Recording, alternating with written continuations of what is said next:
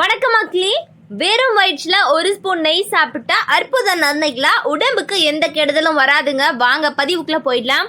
So நிறைய பேருக்கு நெய் பிடிக்கும், ஒரு சிலருக்கு பிடிக்காமலையும் இருக்கலாம். ஆனால் நெய்யில் இருக்கக்கூடிய மருத்துவ குணங்கள் எக்கச்சக்கம் அப்படின்னு சொல்கிறாங்க. வாங்க அதை பற்றி தெரிஞ்சுக்குவோம். நம்ம பதிவை நீங்கள் இப்போ தான் ஃபஸ்ட் டைம் பார்க்குறீங்க அப்படின்னு சொன்னால் மறக்காமல் சப்ஸ்கிரைப் பண்ணிவிட்டு சைடில் இருக்கக்கூடிய பெல் ஐக்கானை ப்ரெஸ் பண்ணிக்கோங்க. இது போன்ற பல்வேறு தகவலை தினந்தோறும் பார்க்கலாம் மக்களே. ஸோ ஆயுர்வேதத்துலேயும் பல்வேறு விஷயங்களுடன் நம்ம கண்டிப்பாக பயன்படுத்துவோம். பருவகாலம் மாறும்போது உடலில் நிறைய ஆரோக்கிய பிரச்சனைகளும் ஏற்படுதுங்க. குறிப்பாக மழை காலங்களின் போது பார்த்திங்கன்னா வெறுமனே நமக்கு காய்ச்சல், சளி போன்ற பிரச்சனைகள் மட்டும் கிடையாது, குடல் ஆரோக்கியம், அஜீரண கோளாறு, சிறுநீர் பித்தப்பை தொற்று இதெல்லாம் ஏற்பட வாய்ப்பு இருக்குது அப்படின்னு சொல்கிறாங்க. ஸோ ஆயுர்வேதத்திலையும் நெய்யை பயன்படுத்துகிறாங்களாம். நெய் உணவின் சுவையை கூட்டுவது மட்டும் கிடையாது, உடலின் ஆரோக்கியத்தை மேம்படுத்த உதவி செய்யும்.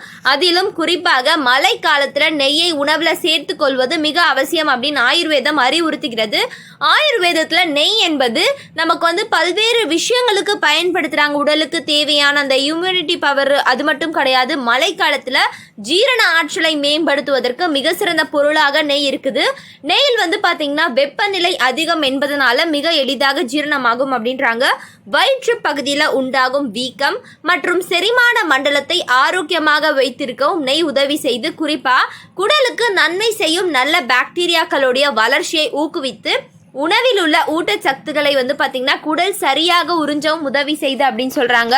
அடுத்த விஷயம், அஜீரண கோளாறால் ஏற்படும் குமட்டல், வீக்கம் மற்றும் மலச்சிக்கல் போன்ற இரைப்பை குடல் பிரச்சனைகளை போக்க நெய் உதவி செய்து அப்படின்னு சொல்கிறாங்க. அடுத்த விஷயம் பார்த்திங்கன்னா நெய் உடலில் நோய் எதிர்ப்பு சக்தி ஆற்றலை அதிகரிக்க உதவி செய்யும். குறிப்பாக வாத பித்த கப தோஷங்களை சமப்படுத்தி நோய் எதிர்ப்பு மண்டலத்தை பாதுகாக்கிறது அப்படின்றாங்க.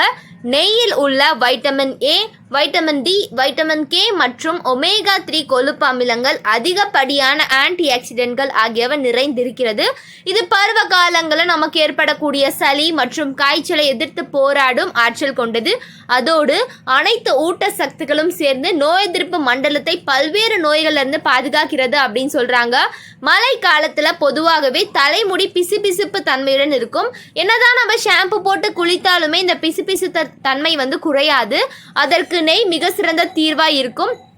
மழை காலத்தில் நெய் தலைமுடிக்கும் மிகச்சிறந்த ஒரு ஏர் பேக்காகவே நம்ம போடலாம் அப்படின்னு சொல்கிறாங்க. ஆன்டி ஆக்சிடென்ட்கள், ஒமேகா 3 கொழுப்பு அமிலங்கள் இவையெல்லாம் தலைமுடியின் வேர்க்கால்களை ஈரப்பதமாக வைத்திருக்க உதவி செய்கிறது. தொடர்ச்சியாக நம்ம நெய்யை தலைமுடிக்கு பயன்படுத்தி வரும்போது முடி ஒன்றுடன் ஒன்று ஒட்டாமல் நல்ல பளபளப்பாக இருக்கும் அப்படின்னு சொல்கிறாங்க.